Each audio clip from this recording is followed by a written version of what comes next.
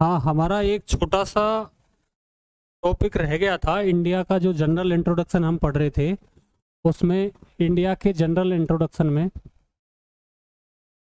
India के general introduction में कुछ चीज़ें रह गई थी जो वहीं पर समझ लेनी चाहिए थी। जैसे कि भारत का जो क्षेत्रफल है, वैसे तो आप खुद भी कर सकते हैं, ये फैक्ट्स ही हैं। क्षेत्रफल है और और इसके आधार पर ये जनसंख्या है, ये है। और कुछ एक जो समुद्री सीमा जो होती है, जो United Nations Convention of Law of Sea है, उन्होंने किस तरह से समुद्री सीमाएं जो बताई हैं, वो हैं समुद्री सीमा जो होती हैं, वो हैं। और जन क्षेत्रफल के हिसाब से देखें तो भारत है जो विश्व में स्थान है, भारत का 7वां। और इनको याद रखने की एक ट्रिक मैं यहाँ पर बता रहा हूँ। रुक, चीन, यूएस बा आ रहा है। इससे रूस, कैसे कनाडा, रुक चीन, यूएस बा आ रहा है। ऐसे ही कुछ कुछ भी आप बना सकते हो। ये ऐसे ही मैंने बनाई है, रुक, रूस, कनाडा, फिर चीन, फिर यूएसए संयुक्त राज्य अमेरिका, फिर ब्राज़ील,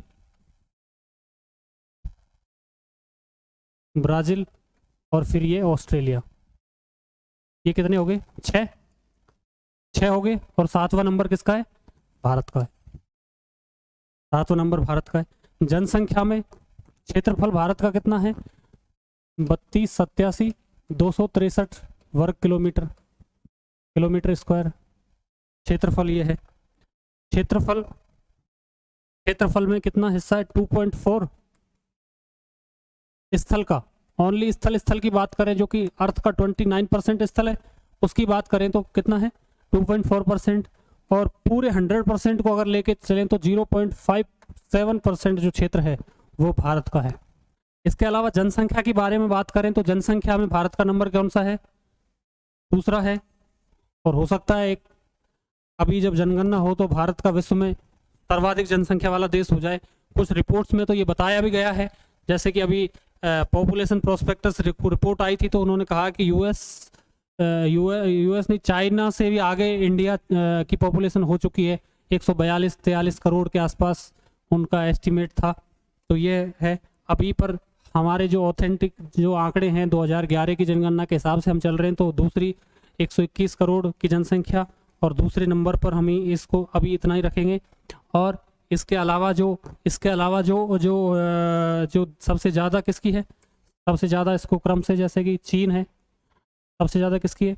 चीन की है। फिर भारत है ही, फिर भारत के बाद में फिर यूएसए है। फिर यूएसए के बाद में कौन है?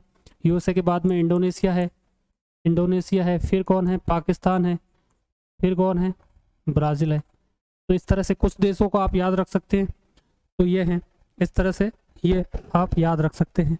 और भारत में भी जो सर्वाधिक जो राज्य हैं, राज्यों में अगर जनसंख्या की बात करें तो सर्वाधिक जनसंख्या वाला राज्य कौन सा है? यूपी है। यूपी के बाद में कौन है? यूपी के बाद में महाराष्ट्र है। महाराष्ट्र के बाद में कौन है? बिहार है। और सबसे कम जनसंख्या के मामले में सबसे कम जनसंख्या किसकी है? सिक्किम की है। तो ये है सिक्किम। और हम बात करें, अगर क्षेत्रफल की बात करें, हम क्षेत्रफल में सबसे ज़्यादा क्षेत्रफल किसका है? राजस्थान का है। फिर राजस्थान के बाद में किसका क्षेत्रफल है? एमपी का है। फिर महाराष्ट्र का है। और उसके बाद में सबसे कम क्षेत्रफल किस राज्य का है? गोवा का है। और यूटीज में बात करें तो दमन एंड दीव का सबसे कम है। तो इस तरह से दमन दीव और दादर नगर हवेली एक ही है आजकल, तो उसका है। तो ये है, ये क्षेत्रफल है।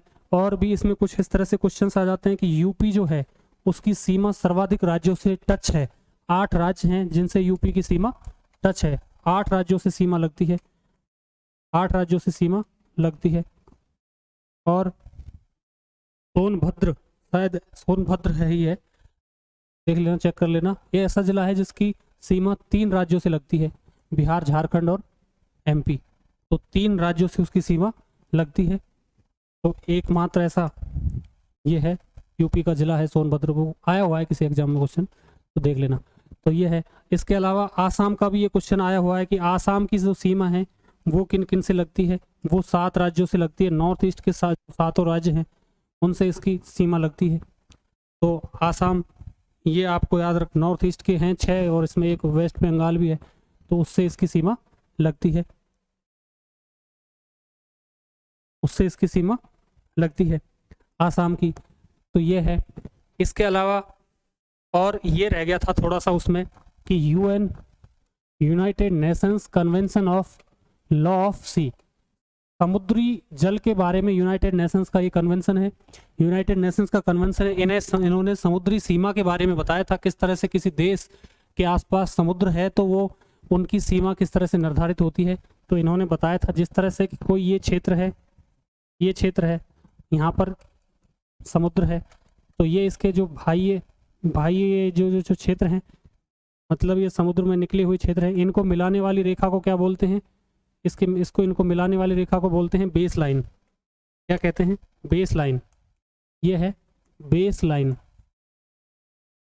तो बेस लाइन के अंदर जो ये क्षेत्र हैं, यहाँ पर ये क्या है? आंतरिक जल है। इसको क्या बोलेंगे? आंतरिक जल। आंतरिक जल है ये, आंतरिक जल है। आंतरिक जल के बाद में ये है, यहाँ से बेस लाइन से 12 नॉटिकल माइल। नॉटिकल माइल ये समझ लेना है कि एक नॉटिकल माइल में, एक नॉटिकल मील जो होती है वो उसमें होती है 8.8 किलोमीटर के बराबर। और वैसे नॉर्मल जो एक मील जो होता है वो होता है 1.6 किलोमीटर के बराबर। कितने के बराबर होता है? 1.6 किलोमीटर के बराबर। तो नॉटिकल मील जो होता है, जो समुद्री मील जो होता है, उसकी लंबाई ज़्यादा रहती है। तो एक नॉटिकल मील इन्होंने बताया UN Convention of Law of Sea, जो समुद्री जल के नियमों से संबंधित जो यूनाइटेड नेशंस का कन्वेंशन है, उन्होंने ये बताई है ये सीमाएं। तो 12 नॉटिकल मील तक की जो सीमा है इसको इन्होंने कहा है टेरिटोरियल सी है। ये इनकी प्रादेशिक सीमा है, टेरिटोरियल सी बाउंड्री है, प्रादेशिक समुद्री सीमा है, टेरिटोरियल सी है। टेरिटोरियल के बाद में यहाँ पर संपूर्ण अधिकार उसी देश का होता है जिस देश के साथ में ये समुद्र टच है। इसके बाद में यहाँ से आगे ये 24 नॉटिकल माइल तक का जो क्षेत्र होता है, 24 नॉटिकल माइल तक का जो क्षेत्र होता है, यहाँ से आगे इसको बोला है उन्होंने कॉन्टिग्यूअस सी। क्या बोला है? संलग्न क्षेत्र है ये, कॉन्टिग्यूअस क्षेत्र है, कॉन्टिग्यूअस सी है, कॉन्टिग्यूअस सी बाउंड्री है, संलग्न क्षेत्र सीमा है। ये प्रादेशिक सीमा है, ये संलग्न सीमा है। और यहाँ से आगे ये 200 नॉटिकल मील तक की जो ये सीमा है, 200 नॉटिकल मील तक का जो क्षेत्र जो होता है ना, इसको इन्होंने कहा है एक्सक्लूसिव इकोनॉमिक जोन। इसको इन्होंने क्या कहा है? एक्सक्लूसिव इकोनॉमिक जोन कहा है। ये क्षेत्र क्या है? यहाँ 200 नॉटिकल माइल तक का जो बेस लाइन से 200 नॉटिकल माइल तक का जो क्षेत्र है, इसको इन्होंने कहा है EEZ,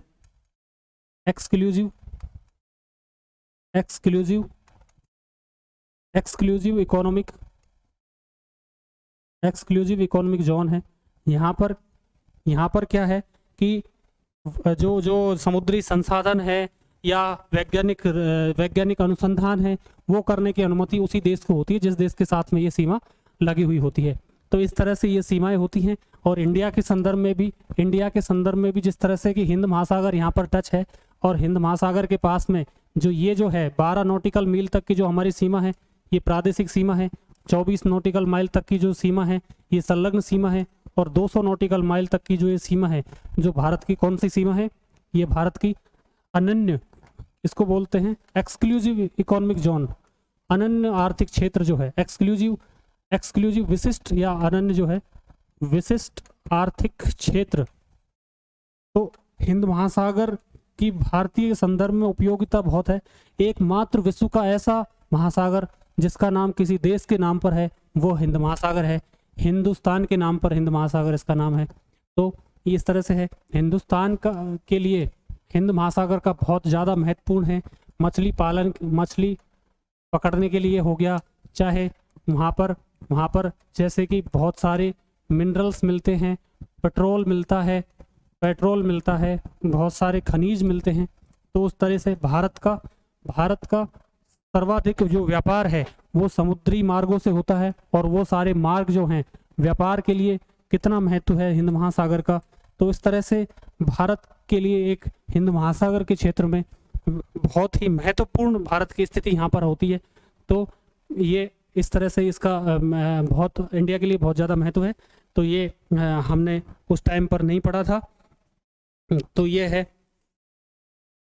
इसके अलावा हमने एक चीज़ वहाँ पर और नहीं पढ़ी थी कि जो भारत का जो IST हमने पढ़ लिया था, इंडियन स्टैंडर्ड टाइम पढ़ लिया था।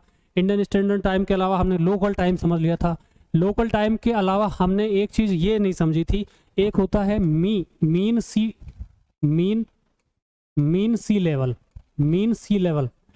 सी लेवल होता है माध्य समुद्र तल होता है। माध्य समुद्र तल क्या होता है कि जहाँ से वो एक बेस, जहाँ से क्या है कि समुद्र से ऊंचाइयों का मापन किया जाता है। जिस तरह से कि हम रेलवे स्टेशन पर देखते हैं तो वहाँ पर एक बोर्ड लगा होता है, उसमें लिखा रहता है कि समुद्र तल से 200 मीटर, समुद्र तल से 300 मीटर ऊंचाई पर। तो इस तरह से वो समुद्र तल क्या है, तो वो जो समुद्र तल है उसी को वहाँ मापन जो जहाँ से किया जाता है उसको बोलते हैं मीन सी लेवल, और जहाँ से इसका मापन किया जाता है उसको बोलते हैं डाटम लाइन बोलते हैं, DATUM, डाटम लाइन। तो भारत की जो डाटम लाइन जो है वो कहाँ से है? चेन्नई से निकलती है। चेन्नई, अर्थात हमारे लिए माध्य समुद्र तल का जो मापन किया जाता है वो कहाँ से किया जाता है? चेन्नई से। यहाँ पर क्या है? 0 किलोमीटर है। यहाँ से जितनी ऊंचाई पर जो चीज़ होगी उसका उसी के हिसाब से ऊंचाई मापन की जाती है, चेन्नई से की जाती है। तो भारत की जो है डाटम लाइन जो है कहाँ है? चेन्नई है। तो यहाँ से माध्य समुद्र तल का मापन किया जाता है। तो इस तरह से ये है, और बाकी चीज़ हमने पढ़ी ली थी। एक चीज़ थोड़ा सा करेक्शन मैं बताना चाहूँगा कि वहाँ पर कुछ भूल सुधार कुछ छोटी सी गलती हो गई थी, उसको मैं अभी बता रहा हूँ कि ये है कि जो हमने पढ़ा था एक तो रांची की जो लोकेशन है, रांची की लोकेशन है 23.36 डिग्री। अब ये है जो कर्क रेखा है, कर्क रेखा की लोकेशन क्या है? 23 डिग्री, 23.5 डिग्री है। 23.5 डिग्री से ये किधर है? साउथ में है। तो मैंने शायद नॉर्थ बोल दिया था, वो चेक करना। तो रांची है वो सबसे निकटस्थ राजधानी है, कर्क रेखा के सबसे नजदीक है। तो रांची जो है किसके?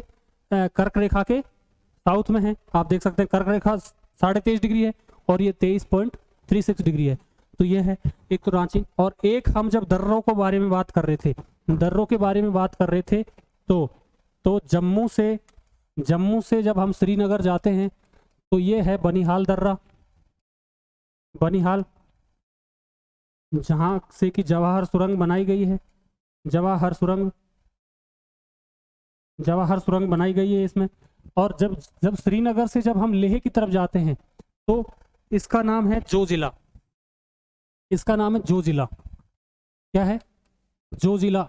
ये पास है जोजिला लेह के लिए जोजिला पास है। और गिलगित बाल्टिस्तान के लिए जो पास है, जम्मू से जब हम गिलगित बाल्टिस्तान की तरफ चलते हैं तो जो गिलगित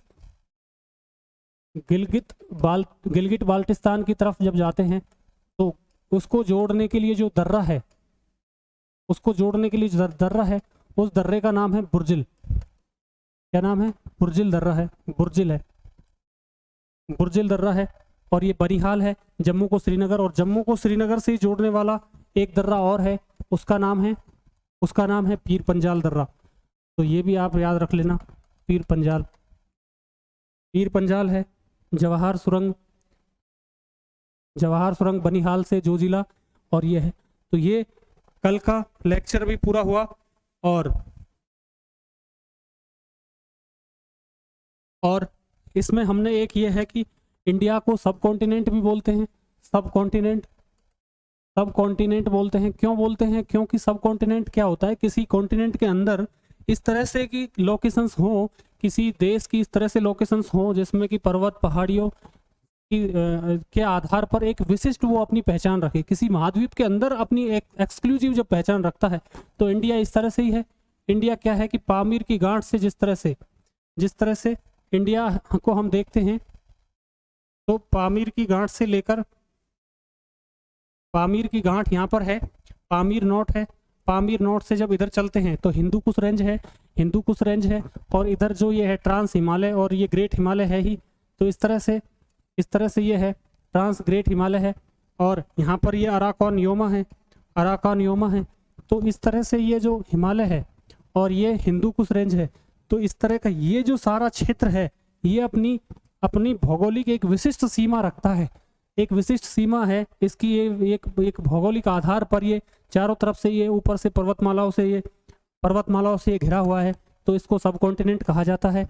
इसमें इंडिया के अलावा पाकिस्तान है, अफगानिस्तान है, चाइना नहीं है, चाइना ऊपर चला गया, नेपाल है, भूटान है, म्यांमार भी नहीं है, और ये एक श्रीलंका है, और एक मालदीव है। तो ये देश हैं, इसमें 7 देश हैं इसमें सब कॉन्टिनेंट में। तो ये 7 देश इसमें आते हैं सब कॉन्टिनेंट में।